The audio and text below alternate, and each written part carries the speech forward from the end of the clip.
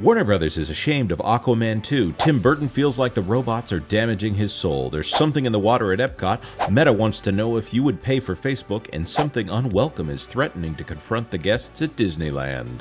All that and more on today's episode of That Park Place. Hello and welcome to the first episode, the first video of That Park Place, the YouTube channel.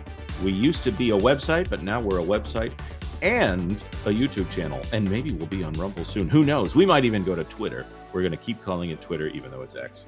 Welcome to our very first episode. It is me, your host, Jonas J. Campbell, and my co-host, Mr. Vash Sky. Thank you. Thank you for the wonderful introductions there. This is kind of something a little bit different for the audience at home there.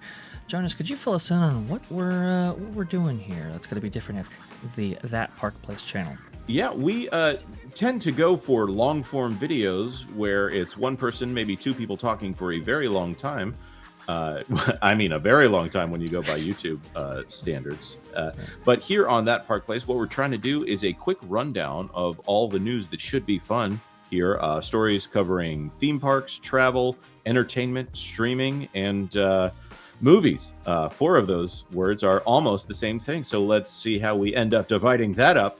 The real point is it should be all the news. That should be fun. And we've got a lot of great contributors. The wonderful thing is when we started talking about doing this channel, me and you and WDW Pro, who will be along sometime shortly, I'm sure, we wanted to do something to where we could break it all down for people. But as soon as our friends found out about it, they said, hey, can we do one too? So we're very excited. We're partnering with lots of people you may know in the space, Culture Casino, Floral from Under a Rock. We're very proud to announce that almost every single video we're doing here, I think every single video, will be collaborating with Bounding Into Comics, one of the biggest websites in pop culture, biggest rebellious websites in pop culture analysis out there.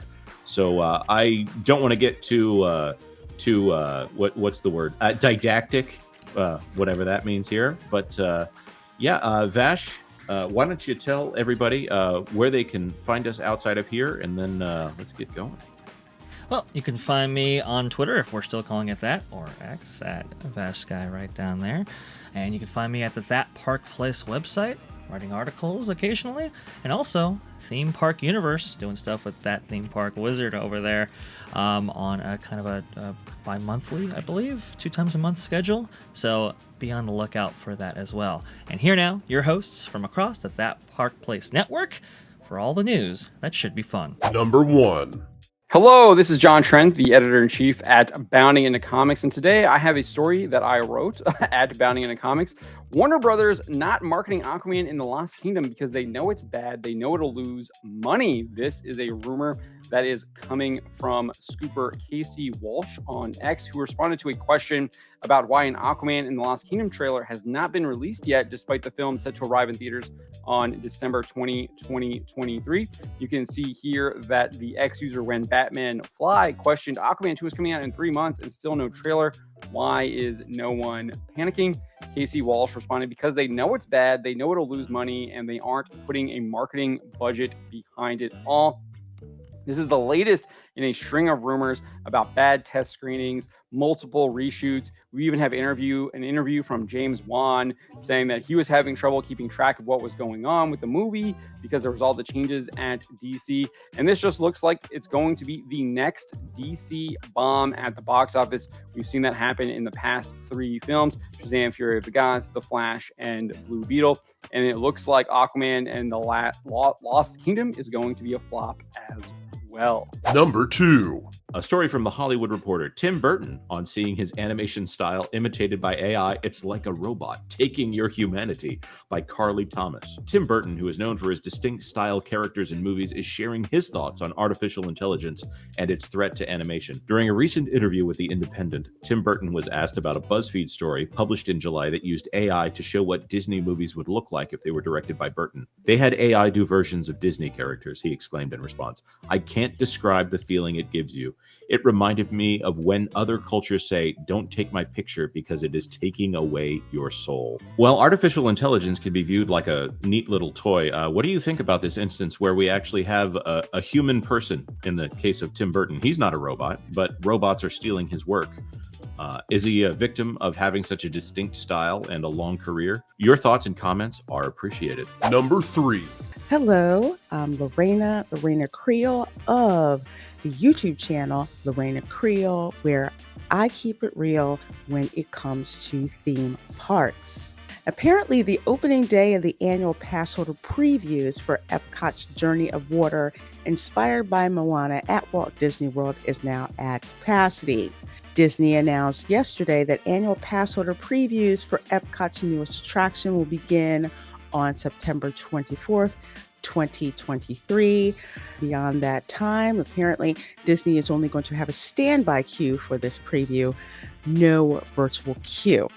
So I was actually able to secure a reservation for September 24th for a pass holder preview of Journey of Water inspired by Moana. Do you think that the pass holder previews of this attraction will be positive? Please do let us know. And thanks so much for watching. Number 4. Greetings, folks. I'm Culture Casino from the Culture Casino channel and That Park Place, and I'm here with a question. Is Facebook worth paying for? Now, it might sound like an internet apocalypse, but our friends across the pond in Europe, yeah, they may have this in reality. According to a recent report from the New York Times by Mike Isaac and Adam Satorino, Meta and the company formerly known as Facebook is considering a subscription model for its social media platforms.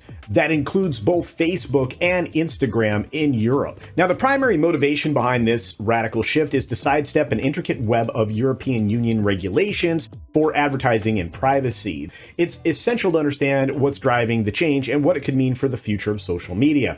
At the heart of the matter lies a complex issue of data transfer. When you use Facebook or Instagram, your data is transferred to Meta's servers in the United States. The EU has been grappling with one fundamental question here. Is this type of data tracking and advertising model legitimate? More importantly, does it violate the stringent general data protection regulation rules that they have in place?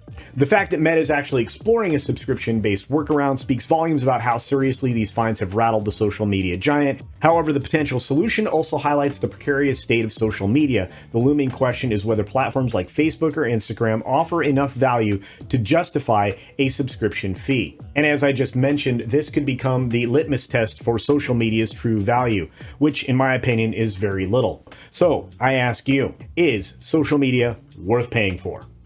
Number 5. This comes to us via Deadline. A scary surprise for the studios as WGA scribes flyer Universal Studios' Halloween Horror Nights. I believe what they're trying to say here is that they're handing out leaflets right before Halloween Horror Nights that night. Should be interesting. This by Peter White. The WGA surprised Universal Studios by turning up Thursday evening to the opening of its annual Halloween Horror Nights event in the Valley.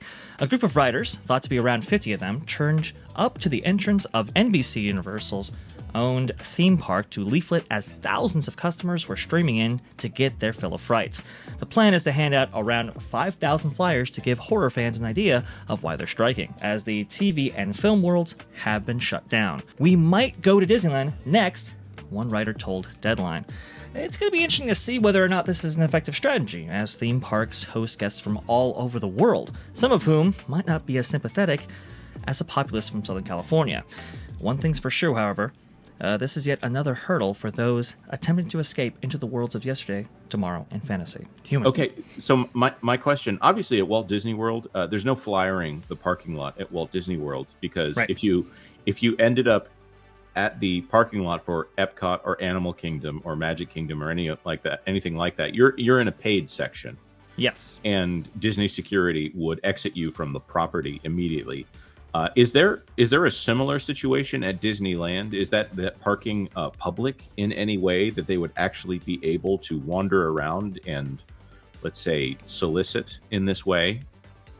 No, I think the distinction here is that, like the areas you mentioned at Walt Disney World, that's all private property. And I think that would also include the parking lots here, not only at Disneyland, but also Universal, Knott's Berry Farm, etc. Those are all private areas. So I think this leafleting that's actually being attempted here is at the entrance of those areas where public meets private. This is why we saw some ne'er-do-wells, let's say, around the edge of Walt Disney World property when they were, making their demonstrations, let's say. And we've seen demonstrations at Disneyland before. This is the area on Harbor, right next to, or right across from, I believe it's like a IHOP, Denny's, that kind of thing. On the other side, there's like a Disneyland sign, and that's where they usually post up right there. That is public property. What a way to end off our first episode here. I have a lot of hope for that Park Place. We've had a lot of wonderful contributors. There were a lot of people. There were so many submissions from our great contributors here that we weren't able to put all of them in this video, or maybe because I'm just going to show the show behind the magic here, or maybe we just went for the gusto and put all of them in here, and we have a 30-minute video on our hands. I doubt that. So everyone, thank you so much for being here on our first episode of That Park Place. Please subscribe if this is something you're interested in, like and share this out on social media. And as always, follow us for all the news that should be fun. Thanks for watching That Park Place News. For more information, consider checking out www.thatparkplace.com for all the news that should be fun. Don't forget to subscribe, share, like, and send this out on your favorite social media accounts.